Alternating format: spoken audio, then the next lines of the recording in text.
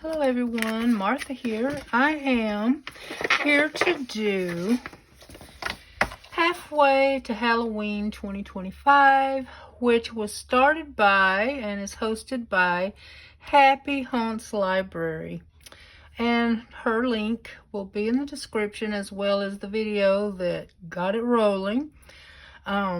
Two different people tagged me in this challenge, so they are Black Whisper Crafts, aka Bex, and Crafting Whimsy with Trish.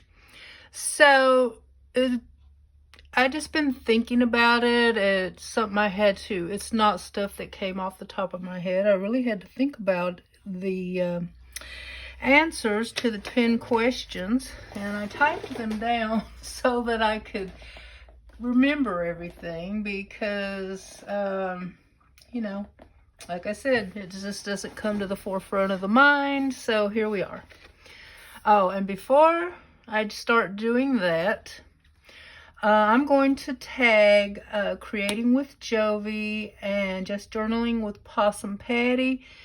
Y'all don't have to do this if you don't want to. Just ignore it, but it would be fun to see your feelings about it. And now I have this journal here that I made. I think it was 2023. I did see a 2023 date in here at one point, but I'm bad not to date my journals, so, but I believe it was the Halloween 2023.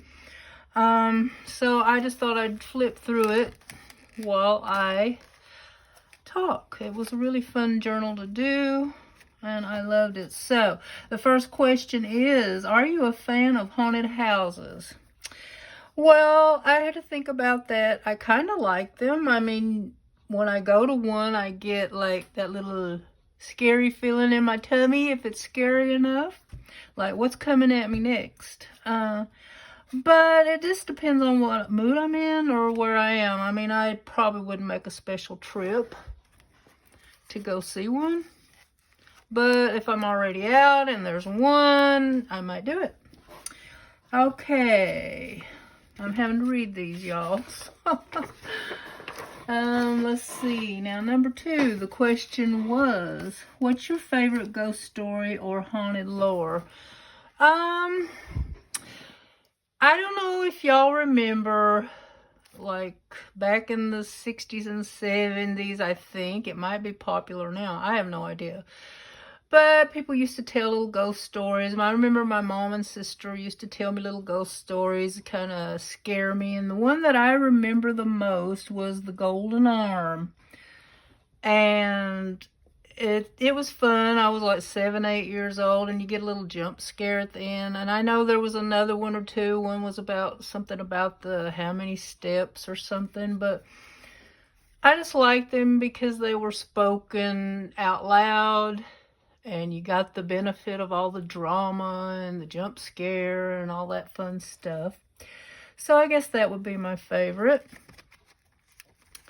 And then, let's see. Do you plan on Halloween decor hunting this year? If so, what items? Okay. What do you hope to find? No, I don't need any more stuff or have any room. I don't decorate a lot for Halloween. I do have a few things. I used to have more when I was younger. And the older I get, the less I decorate for all holidays. It's just, I'd rather craft instead of decorate. Okay, number 4. Candy corn. Love it or hate it? Yum. I like candy corn, but can't eat much at a time because it's too sweet. Are you big into costumes and dressing up for Halloween? If so, what's your favorite costume of all time? No, I haven't dressed up since I was 12 years old. That was my last trick-or-treating as a child. But I always wanted to as an adult, but I just never made the effort to do it. I always loved dressing up my daughter, though. I had quite a variety for her. We did a pumpkin her first year. We did Esmeralda. We did Cinderella. We did a witch and a cat. And I just loved it because I made sure she had a better costume than what I had. We always had, the plastic mask and the plastic sheath to put over your head. And they just weren't very cute. But they were fun back then, and I don't know most of the time I must have been a fairy godmother or a fairy princess, I don't know, because I always made one of those little wands with a tinfoil star to carry with me. So I don't know exactly what it was, but something like that. So I used to have a lot of fun dressing up my daughter and taking her out for Halloween. I was more into it than she was, I think, because she'd get tired in about an hour. But they used to have, when she was young, at the mall, you could go to all the stores and trick or treat. They had carnival activities and contests, costume contests, and I think sometimes they even had a haunted house, so that was a lot of fun. And then we had this favorite neighborhood that we used to take her, where they were a little bit more ritzy than where we lived, so she got really good candy, and there was a guy that used to always give out little Hot Wheel cars every year. What is one activity or experience that is on your spooky bucket list this season? I don't have any other than just crafting and passing out candy. And that kind of brings you to the next question. No, it doesn't. I think it's further down.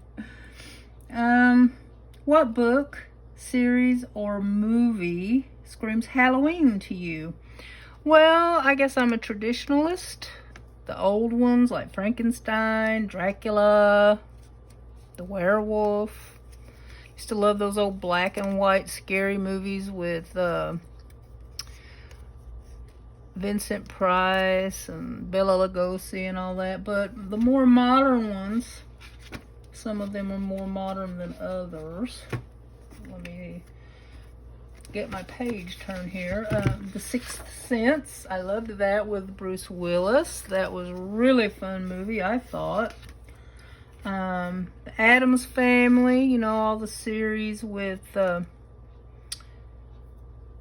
let's see, what's his name? Christopher Lloyd as Festus. And Raul Julia as Gomez. And Christina Ricci as Wednesday. I loved all those.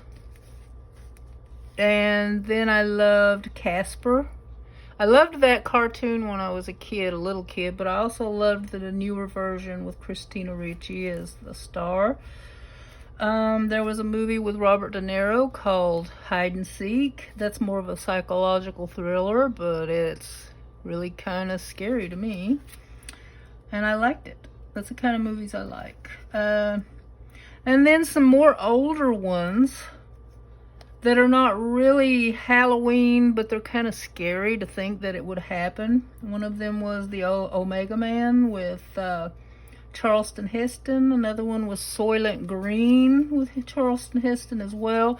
And then like a remake of the Omega Man was I Am Legend with Will Smith. Both of those movies were, I thought, really good and scary because you think of what's going to happen. I really love like apocalypse, dystopian society, psychological thrillers, science fiction, and things like that. I'm not much for like mythical, kind of like, I never got into what's that, The Hobbit and all that. And then also, which is really scary, is the Quiet Place series. I loved the last one, The Quiet Place Day One. That was my favorite one. It's the one where the cat is the hero. And then 8. How do you typically spend your Halloween night? Well, here lately, I stay home and pass out candy. I don't get a whole lot of trick-or-treaters, usually anywhere from 10 to 15. But I also love, I haven't been in a couple of years, the church I go to has a Halloween carnival on Halloween night. And there's just games and candy and food and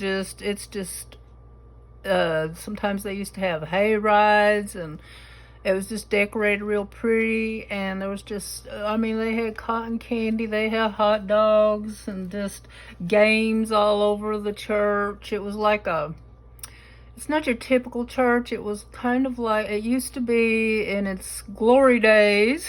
I shouldn't say glory days, but it started out, I think, as like a packing place, then they turned it into a YMCA, and then the church bought it, and so it was kind of like a big gymnasium, and there was just games decorated really pretty all over where the kids could go and play and get candy as prizes. So that was a lot of fun, and I never did dress up, but a lot of the adults did. Okay, what's another one? What does Halloween mean to you? Halloween means to me, let me turn my page, fun. Halloween means fun to me. I have always loved Halloween and fall crafting. The season, the weather, the colors, the themes. I just love it. I remember being in like the 4th and 5th grade, just making those cutout pumpkins and cutout bats and coloring and drawing. And it's still my favorite time of the year to craft. I just really enjoy it. You don't have to think of a theme, and you don't really have to think too hard about how to put things together. I really love it. So that's what is my answers to my questions. And I will go ahead and list them in the description. I will tag Trish and Bex, and I will tag Jovi and Possum Patty too. They're the two that I would like to do it if they want to. I will tag Happy Haunts Library and her video explaining it all and all of the questions. So yeah, I don't think you have to be tagged to join in. You could just join in if you want to. So go check out the description. Go check out everyone else's video if you can. I don't believe it has an actual hashtag, but if it did, if I find out it does, I will add it. Okay, I hope you enjoyed that, and I will be seeing y'all again soon. Bye now.